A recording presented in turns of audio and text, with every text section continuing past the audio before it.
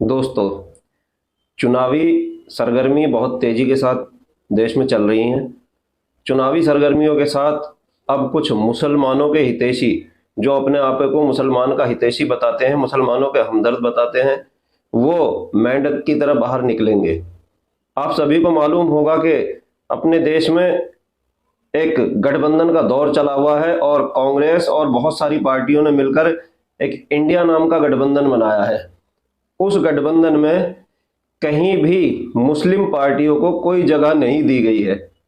इनकी इसी बात से पता चलता है कि कांग्रेस, समाजवादी पार्टी, बहुजन समाज पार्टी या और अन्य दल कितने मुसलमानों के हमदर्द हैं, कितना मुसलमानों का भला चाहते हैं। ये मुसलमानों की वोट तो लेना चाहते हैं, मगर मुसलमान को अपने गठबंधन में हिस्सा देना नहीं चाहते। बीजेपी को हराने की हर दल बात करता है, लेकिन मैं नहीं समझता कि बीजेपी को हराने के लिए कोई भी दल एक्टिव है या कोई भी दल पूरी तरीके से ये चाहता है कि बीजेपी हार जाए।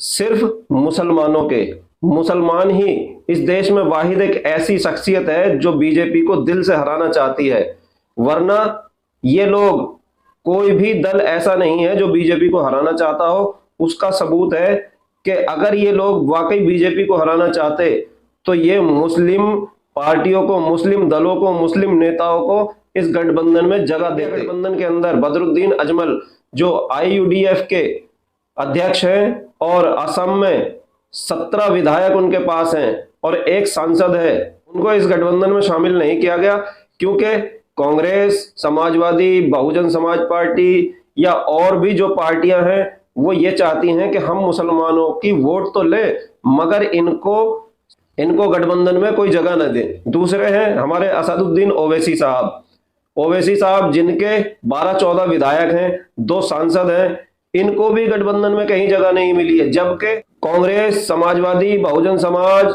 या जो भी और आरएलडी वगैरह जो भी पार्टियां हैं, ये सब अच्छी तरीके से जानती हैं कि जहां जहां भी मुस्लिम कैंडिडेट चुनाव लड़े हैं, वो चाहे एमआईएम से हो, पीस पार्टी से हो, चाहे आईयूडीएफ से हो, इन्होंने हर जगह अच्छा वोट बैंक हासिल किया है। हमारे लिए इंडिया और एनडीए में कोई फर्क नहीं है। क्यों? क्योंकि इंडिया में किसी भी मुसलमान दल को जगह नहीं दी गई और एनडीए तो केवल मुस्लिम का ही दुश्मन है। एनडीए की जो सियासत है वो सिर्फ और सिर्फ हिंदू और मुसलमान पर चल रही है, वरना एनडीए के पास कुछ भी नहीं है। उसके बावजूद भी इंडिया में मुसलमान को कहीं भी कोई जगह नहीं दी गई है। 2018 के उपचुनाव में उत्तर प्रदेश के अंदर, उसमें डॉक्टर अय्यूब साहब, पीस पार्टी के राष्ट्रीय अध्यक्ष, उन्होंने अखिलेश यादव का समर्थन किया था और इस शर्त पर समर्थन हुआ था कि 2019 के चुनाव में आप हमें गठबंधन में शामिल करेंगे। लेकिन अखिलेश यादव ने 2019 के चुनाव में डॉक्टर अय्यूब को धोखा दे दिया और निषाद पार्टी के संजय निषाद और परवीन निषाद पर भरोसा किया, उनको अपने गठबंधन में शामिल किया।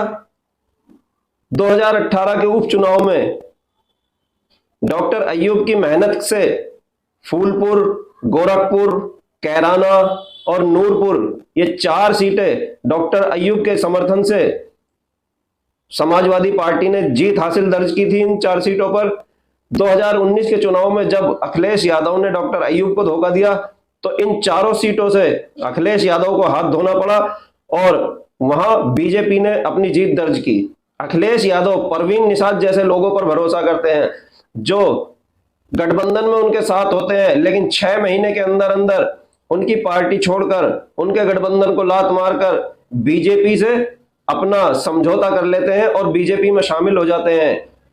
आज भी परवीन निषाद संत कबीर नगर से सांसद है बीजेपी के और बड़ी शान से बीजेपी के साथ रह रहे हैं। अखिलेश यादव ऐसे लोगों पर भरोसा करते हैं जिनका 1.5 से 2% वोट है, जिनकी यूपी के अंदर 18%, 20% वोट है, उन पर अखिलेश यादव को भरोसा नहीं है। अखिलेश यादव उन लोगों को अपने गठबंधन में शामिल नहीं करना चाहते।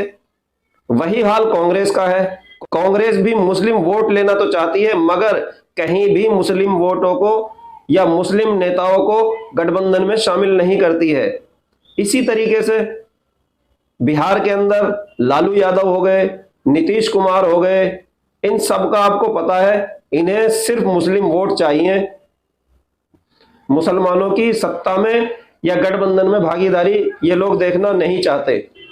अब वक्त है कि बदरुद्दीन अजमल, डॉक्टर अय्यूब साहब और असदुद्दीन ओवैसी साहब मिलकर अपना गठबंधन बनाएं और जहां जहां अखिलेश यादव या लालू यादव या मायावती, कांग्रेस और अन्य जो पार्टी जो बीजेपी को हराने के नाम पर ढोंग करती हैं, उन सब के सामने अपना कैंडिडेट उतारें और मजबूती के साथ लड़ें, ताकि इन लोगों को यह एहसास हो कि हम जितनी सीट हारे हैं वो इन मुस्लिम नेताओं की, मुस्लिम पार्टियों की वजह से हारे हैं, ताकि ये आगे जाकर अगले चुनाव में आपको अपना भागीदार बनाएं, आपको गठबंधन में शामिल करें।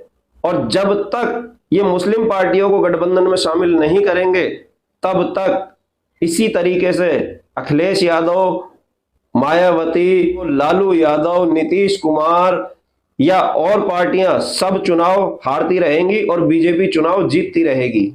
सोचना आपको है कि जो लोग मुस्लिम पार्टियों को, मुस्लिम क़यादत को गठबंधन में जगह नहीं देते, उन्हें वोट देना है या नहीं देना है। आम आदमी पार्टी का भी वही हाल है। आम आदमी पार्टी भी मुसलमानों की वोट लेना जानती है, मगर मुस्लिमों को कहीं जगह देना नहीं जानती।